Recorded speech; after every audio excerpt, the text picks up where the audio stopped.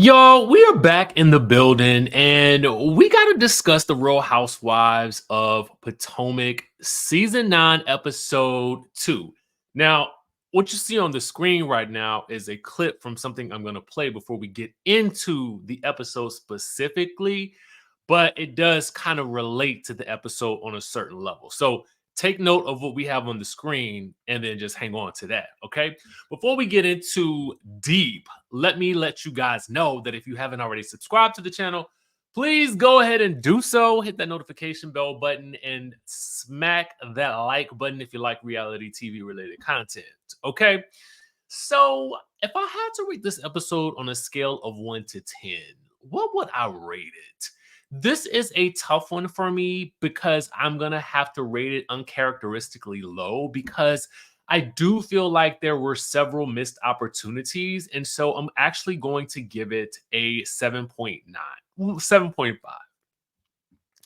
I was going to give it actually a 7. I give you 5 points mostly, when you give me an episode, right? Just for the sake of being moderately entertained, right?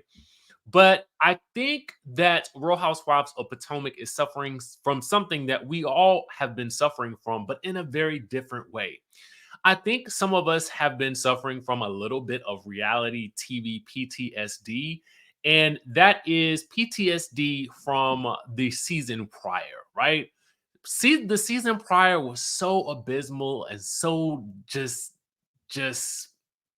I don't know. It was just we just went through so much that I feel like what is happening is what oftentimes happens with networks, particularly with Bravo, which I do love, but I feel like it is an overcorrection of something that could easily have led the way to something that was more fulfilling in the episode. And we'll talk about the conversation with Dr. Wendy and Gizelle and how much seemed to have been glossed over now that we know more information from Dr. Wendy about the conversation that actually took place.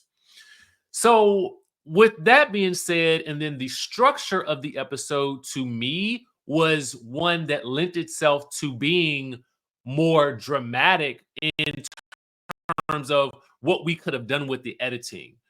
This episode ended on a to be continued, and it is of Gizelle kicking the ladies out of the GNA event. Well, at least 3 of the ladies, right? In my opinion, because Potomac is known for its editing magic, at least in seasons prior, this would have been a great episode to. I guess we couldn't really start at the beginning. I guess we couldn't really start at the end because we still need to wrap up what we had going on from last week, right?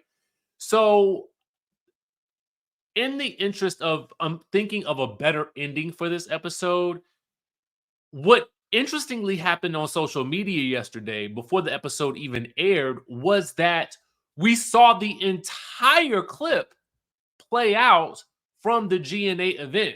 So, whereas the episode ended with Gizelle simply calling security for Mia, Stacy, and Jazzy, in the clip that's on social media, you can actually see how that plays out and what happens up to the point where Ashley is oddly follows the ladies after they've been kicked out, trying to get them to download a QR code to donate some money to the event because now they've decided after they kicked the ladies out that they now want the ladies donation money.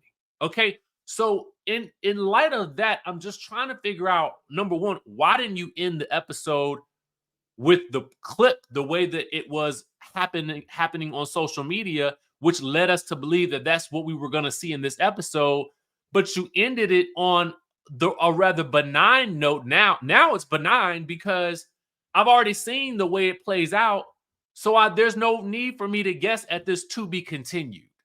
Does that make sense? Do you guys understand what I'm saying? So I just don't get it. The full clip is already out there. Why would you cut that off in the middle and just give us a taste and then make us wait all the way till next week for something that we've already seen on social media? It didn't make any sense to me. So I'm just trying to play it out how we could have done this differently. Okay. Um Nevertheless, let's get into the episode now that I've given you a couple of my gripes about what has played out. Before we do that, let's get back to this clip right here. It is of Mia. Now, this is before the episode aired. It is a clip of Mia captured by our friends over at Reality Entertainment TV. Make sure you guys are following them on Instagram, because I initially pulled another example of something from the Neighborhood Talk, but the Reality Entertainment TV happened to give us a little bit more context with regards to the actual statement that came before Dr. Wendy's post. So we'll get to that in a second. But Mia had this to say about Housewives 101. So, this is what you do when you're going to go out and you're going to do some drinking. You hire a driver. Check this out. Now, clearly, this was a jab at Karen. It says hashtag drive responsibly. And we can see that this thing with Karen is not going to let up anytime soon. So, whereas Karen felt like she shut the ladies down with her, shut down their inquisition at her birthday party, clearly that was really the tip of the iceberg for what she's going to be getting for the rest of the season. Okay, just to let you guys know that. So it's still ongoing. Now let's look at the title of the episode. It is episode 2 of season 9. It's called Double Trouble, right? So it says the fallout from Karen's Hatitude birthday party continues as a few of the ladies try to reel in the drama. Gizelle and Wendy meet to hash out their issues. Gizelle and Ashley's GNA event is challenged by the Grand Dame. All right, so let's get into it. I've already rated the episode for you guys. Let me know what you would rate it down in the chatterization down below, and we can go ahead and kick this thing off into high gear. We begin this episode with the continuation of Mia in the bathroom, feeling some kind of way, like the ladies were coming at her about her being a good parent. And, Gizelle will later explain it to, I forget who she explained it to, but she explained it in a way that she said that, I think she said something to the effect that this shouldn't be an issue at all on the show, basically, is what she's saying. And for that, I do understand better what her logic was. I think it was probably hard for her to explain it in the moment, because it's hard to say you shouldn't have brought that to the camera without saying you shouldn't have brought that to the camera, or it should have been protected in general. So, but I go back to, that was also something that G said on camera. So I don't know. I don't know how that should have played out. But I think that the onus they are saying, since Mia is the cast member, really lies with her. I think that was what they were trying to say. Well, at least what Gizelle was trying to say. Now, Mia comes back from the bathroom, after Wendy does try to, reel things in for her by telling the ladies that it came across as an attack on her being a mother. Gizelle and Karen quickly tell Mia that was not what they were trying to do. And they apologized, and all seems to be well. But Mia, I think that's gonna come back up at some point, but I don't know. What I do know is that Gizelle, interestingly, as I really thought about this episode, this whole situation between Gizelle and Karen, what we see at play here is almost like a battle of the two titans of the show, right? Even Karen's birthday party is kind of about Gizelle, as she doles out the hats and she nominates herself as the queen, and she gives herself the hat that says the queen, which is kind of wild, given that it is actually Karen's birthday, that she has made herself the queen. And she has told the rest of the ladies, in fact, I am the queen of this thing right here. Okay. And you all are my loyal subjects. You new girls will get derbies. Welcome to my show. That's kind of how it came across, which is kind of wild, which is also why I think that Karen was like, no, she thought she was doing something by naming herself the queen. At my party, I'm about to show her who the real queen is and whose event really is everybody's gonna come to. So it is established that Gizelle wants to have a conversation with Wendy. She offers her a bucket hat, and they are determined that they are going to have a sit down Ponderosa, which should have happened about 2 seasons ago. But here we are, nevertheless. So things seem to end well. Everybody is coming to the GNA event, allegedly. Okay, at least in theory. All the girls. All the girls. Well, we don't know what's happening with Kiana yet, but we're soon to find out. Next, Karen and not Karen, but Gizelle and Wendy decide that they are going to finally meet up. Okay, after about 4 years. Okay, of feuding. All right. Now, it's high time that this happens. It's a rather awkward setup how things are happening. Although I will tell you, they are eating at one of my favorite seafood restaurants, which is called All Set. It's located in Silver Spring. It is actually very, very good. I mean, if you ever have never been and you are in the DC area, or you are coming to DC and you find yourself in the downtown Silver Spring area, definitely step your feet into All Set. Okay, super good. And they got great lunchtime specials too. So anyway, having said all that, they sit down for a conversation which really only seems to address two things on camera. One, Gizelle doesn't like that Wendy, when she is in conflict with someone, talks down to them in a condescending manner. In my question for that would be, well, when we're in conflict with someone, how else do we speak to them? Not politely. So for Wendy, she's like, well, you can't police how someone reacts to you when you were the one that came knocking at their door. Meaning, you can't tell me how to react when you do something to me crazy on camera, essentially. And Gizelle is like, fair. I didn't say I was trying to police it. I said I don't like it. Wendy says, at least this is all we see. Well, I don't like how you, when you are upset with someone, you try to isolate them. Okay? Meaning ice them out. And Gizelle is like, well, if I don't like you, I don't want to be around you. Which also in turn is touche. If I don't like you, I don't want to be around you. But what we fail to address are the majority of the issues that we have seen play out between the two of these ladies on camera. Now, they do hint at the fact that Gizelle and Ashley seem to have a preoccupation with discussing Wendy's husband and the things that were being said about him, and bringing that to camera, and Wendy confronting Gizelle about it. But we don't get into any of that in real time in the discussion, nor do we get into any subsequent issues that followed, which there were aplenty.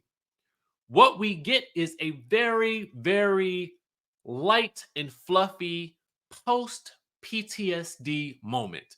And this is what I mean by, I think that Potomac is suffering from PTSD, meaning things got so deep, things got so heavy that they now are almost shying all the way away from what we as an audience know truly happened.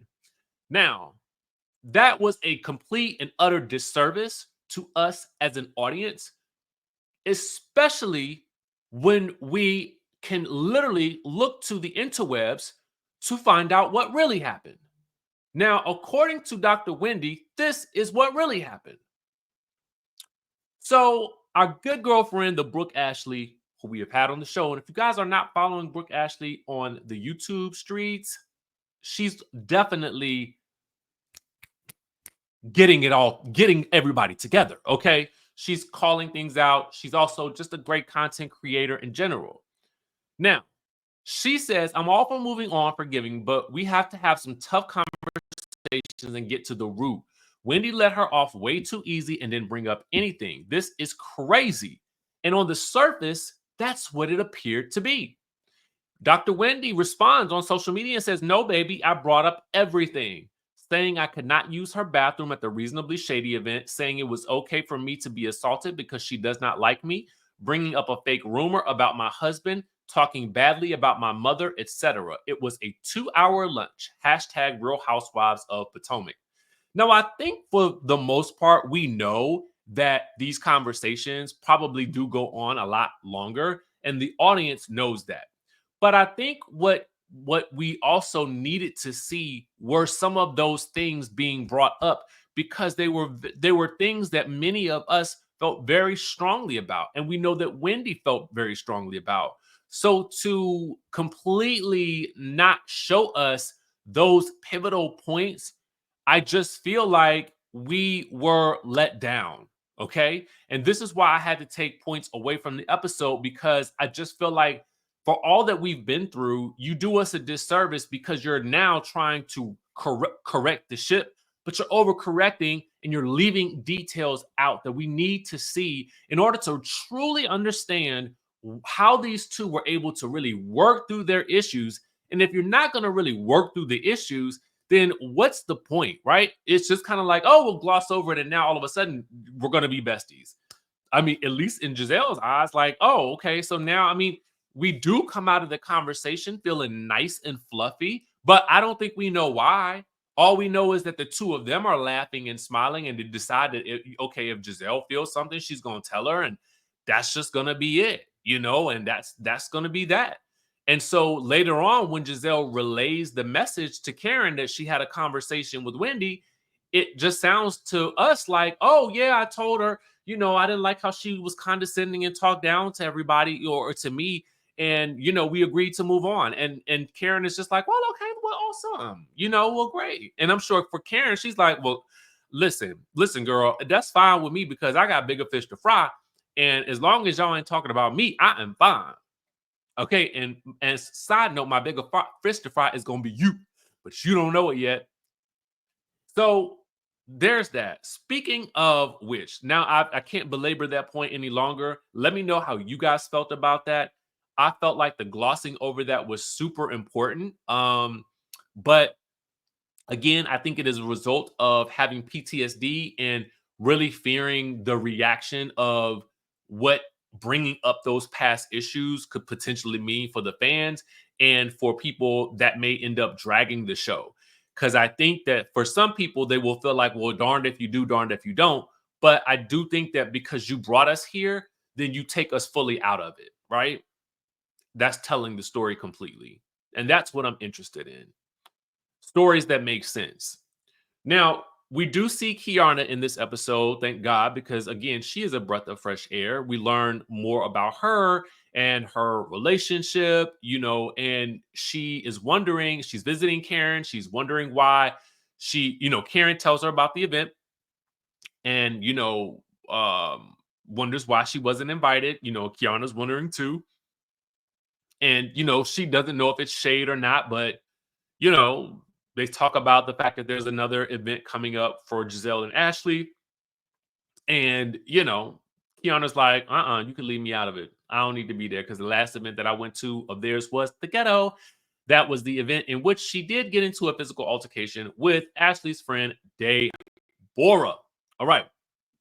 So, Stacy. We learn a lot more about Stacy in this episode. A lot more than we were given in the premiere episode. I did like that they, went deeper into her relationship with her daughter and understanding, really the nature of the relationship between her and her ex-husband. It sounds like, from what I'm understanding, is that they are still cohabitating in some way, shape, or form, but that she has a crash pad in downtown DC and then also lives in the house with the husband or the soon-to-be ex-husband. But they split their time. When he's in town, she's at the crash pad, and when he's out of town, she stays at the actual house. It sounds to me like we'll never see him on camera. They blur out his face all the time, and I'm like, okay. I mean, untold stories. I mean, it is what it is. I do like the relationship that she has with her daughter. I mean, her daughter is like trilingual at this point, which I think is amazing. We do see a scene of Stacy and her conversation with Ashley. Ashley comes over and it's Ashley's like, "Oh, girl, who mows your lawn?" Stacy's like, "I don't know." Because in my mind, Stacy's probably like, "Girl, I am barely here. I'm only here when this man is out of town. So I am very certain that he has somebody." I'm gonna be honest with you. I don't know the person's name that cut our grass. I had to ask last night. I don't know. I don't talk to him. I mean, it ain't no shade. It's just that that's not my person. That's I don't communicate with the person because I just don't.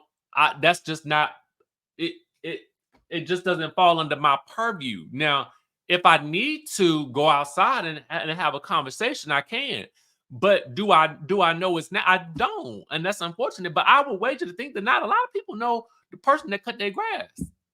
Now you might, I mean, you might, and you might not. But I just didn't see nothing wrong with it because Ashley was shocked that she didn't know who cut the grass. Meanwhile, at the end of the day, we also learned that Stacy is dating a man that she met on a QVC audition. He was auditioning for QVC. I don't know if he got that job or not. Um, and the man is a devout Christian, and he does not want to um, bump and grind until they are married. Now, Ashley is aghast at this because she's like, "Oh, girl, couldn't be me," and it's like, you know, to be very honest with you, I just kind of feel like what people do in their bedroom, I really leave it to them. You know what I'm saying?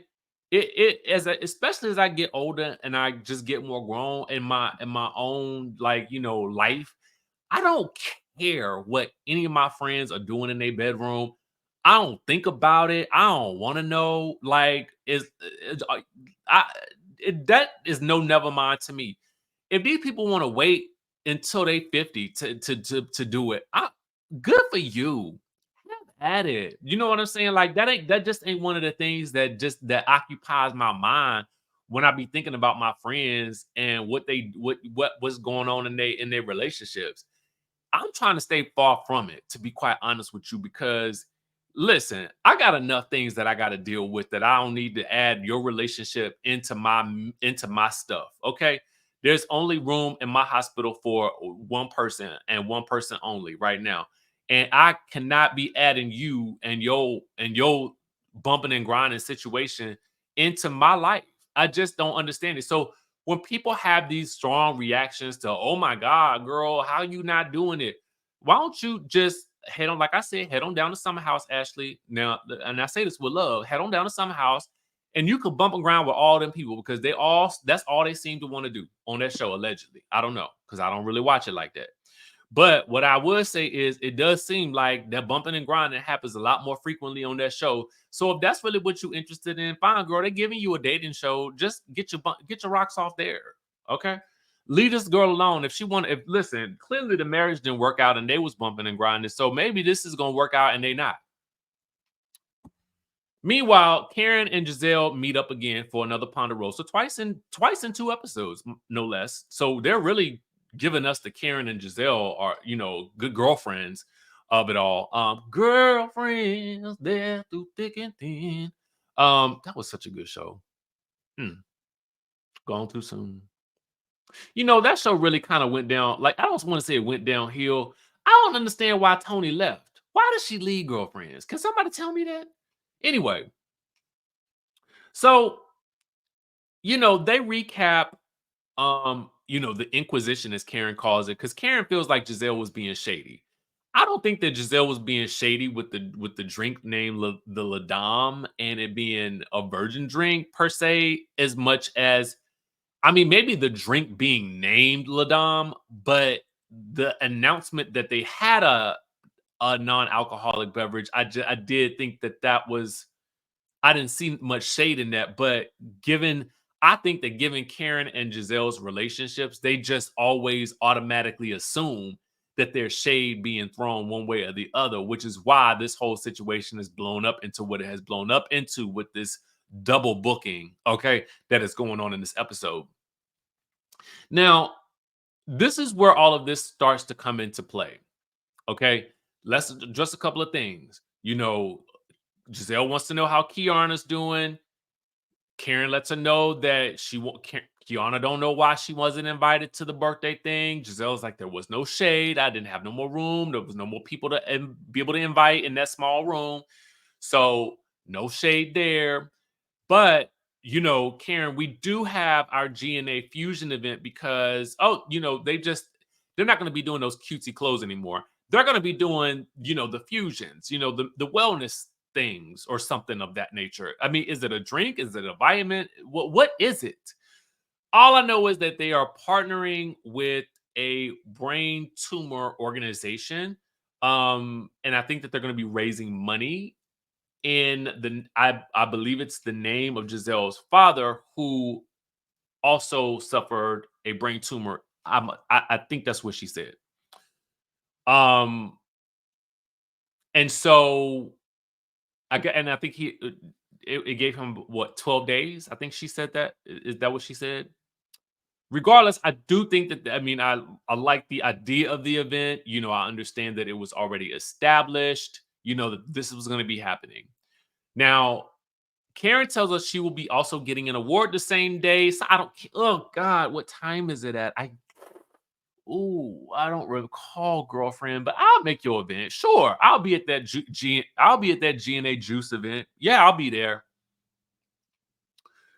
Then cue the ominous doomsday music after Karen leaves. Okay, now before we get there, okay, because I think that Potomac right now is more interested in going back to its roots with this scenario. It does feel more circa season one.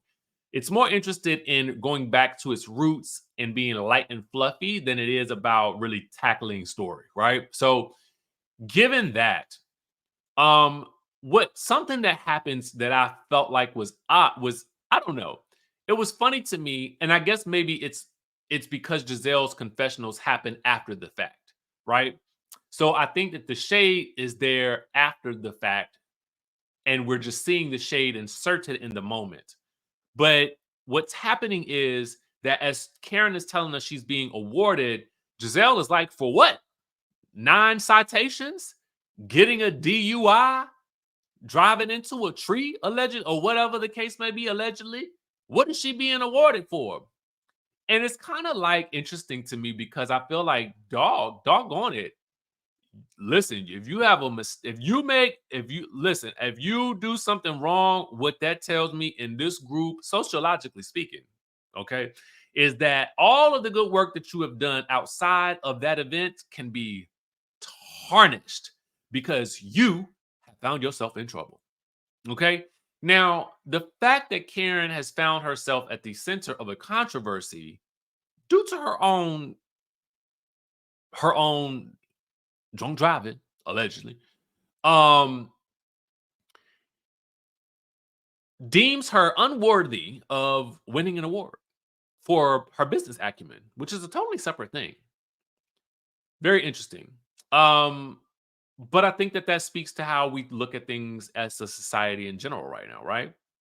So anyway, just an interesting phenomenon that I thought about as I was recapping this episode. Quite philosophical I am on this particular show right now. I don't know why.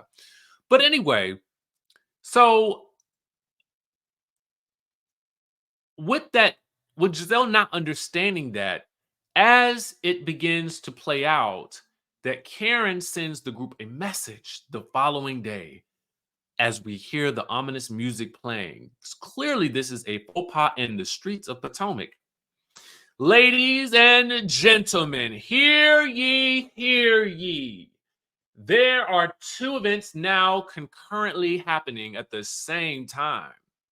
It is up to you to determine whose event you'll actually spend your time at. Jazzy has been kind enough to provide us with a sprinter courtesy of her driver Fami. So you may choose to attend both events if you like. I think you know what to do. heinous, evil. Gizelle cannot believe it. This is clearly not her friend that she just threw a birthday party for and called herself the queen at the girl's own birthday. How dare Karen strike back at her in this way? At the center of her heart, no less. This is about her father. Now, was it shady? Yet the message was shady. Is it wrong for Karen to go to her award ceremony and get an award? No, it's not. Was the message shady in making the ladies decide? Yes, it was. But that's the reality. Them's the breaks. When you're being awarded, you can't help win. You know, you never know when the award gonna come. Might not come when you want it, but it'll be there right on time. And so now the ladies must determine which event they'll go to. So Karen and Gizelle have two events. Gizelle and Ashley's G&A thing, for which Vivian shows up. Now, Vivian is more Karen's friend than Giselle's, but Vivian had already RSVP'd, so she's already made her commitments. Jacqueline is also going to the G&A event, for which I still don't know what G&A Fusions is. But who cares about that? Okay, nobody can be bothered to tell us what it is. We need to get to the drama. So Stacy, Wendy, Jazzy, Kiarna, and Mia all hop in the Sprinter van provided by Jazzy. They head on over. And Stacy is me. Okay, in this situation, Stacy is very much like, girls, it is 7 p.m. Now, if Karen's event was from 6 to 9, Gizelle and Ashley's event had to also be from either 5 to 9 or 6 to 9. So if the events are from 6 to 9, wouldn't it have been better to leave at about, knowing the streets of DC or any major metropolitan city, what I'm going to do is I'm going to leave at 5 so that I can make it to Karen's event at least by 6 to be there to support her. And from 6 to 6:45, I will be there. From 6:45 to 7:15, I will be en route to the G&A event. At the G&A event, I will arrive at 7:16 and I will be there until the end because I've already RSVP'd for that event. That is what I'm doing. Do I think that the ladies had the right intentions to try to do both? Yes, but their execution was completely flawed. Do I think that Gizelle was right to be like, well, listen, if you're going to go to Karen's event, don't come to mine, go to hers? I think that was a little passive aggressive. Because in real life, how would I handle that, right? I'd be like, I kind of be a little annoyed, but if you could do both, do both. Just at least show me some courtesy and respect with how you do it. And I'm gonna allow you to do that. Especially if I want your money. If I want your money, okay, and I need your money, I'm gonna take it how I can get it. Okay. Now I might be a little mad at you, but I'm gonna get your money. Okay. Because that's the important thing for the charity. So your ego cannot be bigger than what you're trying to do. But you also got to make some good TV. So this makes sense.